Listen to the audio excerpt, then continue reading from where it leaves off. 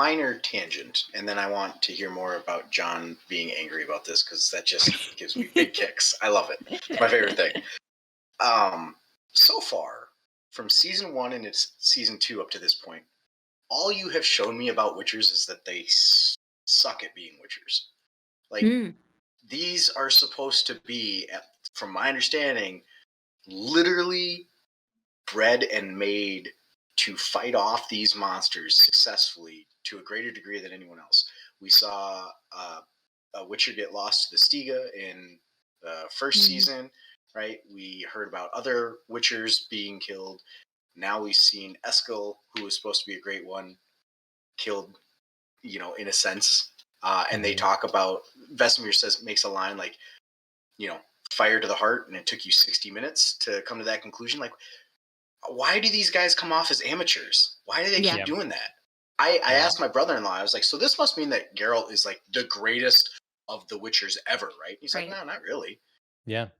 No. Yeah, even I adore like the character of Lambert, and I loved his like hilarious story about like, oh, I was supposed to like go fight off a monster, and instead it was like the stable hand sneaking in to have some time with the wife, and I was just like, that is a hilarious story, but like when I think about the stories that Geralt could tell of his year, like none of them were just so mundane like that. You know what I mean? Like Geralt like traveled with, a party to hunt dragons, saw a golden dragon, like, and there was just so many like different like crazy things that happened to him, and like I don't know if this is just like a warm up and you've got better stories, but it doesn't seem like anybody else is doing these epic things. Right. And I kind of wanted to like hear more about that because I mean, as much fun as I think, it is that Geralt like is truly something special, I do want his like Witcher brothers to be a little bit more.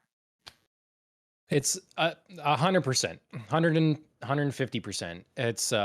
It's one of the biggest issues with the show. In the Witcher 2 game, there's a Witcher named Letho, and he is an equal to Geralt for sure. Like they're going at it. And the difference with Geralt is that the rumor is that Witchers, they pull out of them all ability to have emotion.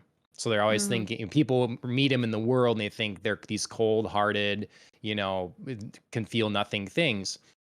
And they are just out there for money, and they take any job and kill monsters and clean up your business and whatever, And that's a lot of Witchers, and they're really good at it. The difference with Geralt is he can't help himself but get involved with the political affairs of the nation. He's always getting mixed up with sorceresses who are like historically very dishonest and have their own like agendas, and then he's dealing with kings and queens and whatever, and Vesemir and others like, just stay out of it. Stay out of it. Like we protect people from monsters. We take bounties on monsters and evil things. Don't get involved in like, these human affairs. And he can't help it. That's the difference. It's not that Geralt's the ultimate super Witcher.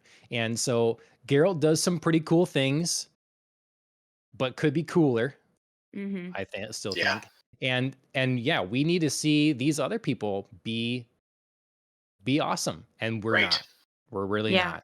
And so Eskel would have been a great opportunity to have someone that they could have done something together and seen. It's like, again, okay, some of these other Witchers, maybe they're newer, they're younger, they're not as good or whatever, But some of these core Witchers, no, they need to step it up. So, well, Lambert is supposed to be one of the last ones that was made, right? Most recently. Yeah, he's younger, I think. Yep. Yeah. Before they lost the ability to create more. He was one of the last ones. Attack there and stuff. Yeah.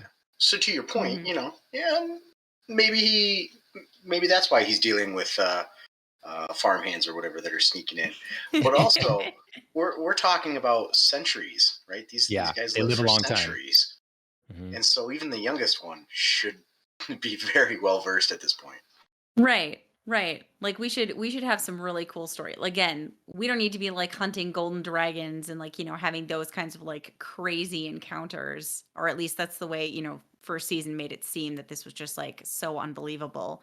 Mhm. But we should be having something cool. Like I mean, that was the only story we heard from the Witchers, you know what I mean? Except for Eskel's like very anticlimactic battle with Aleshi where Vesemir was like, "Boy, like Yeah. this is like back to basics and you definitely, screwed it up." Well, So, one guy did get a chunk of his ass taken out by a werewolf. Sorry, that's but a right, quote. but we brush right Nothing. past that. Like, Yeah.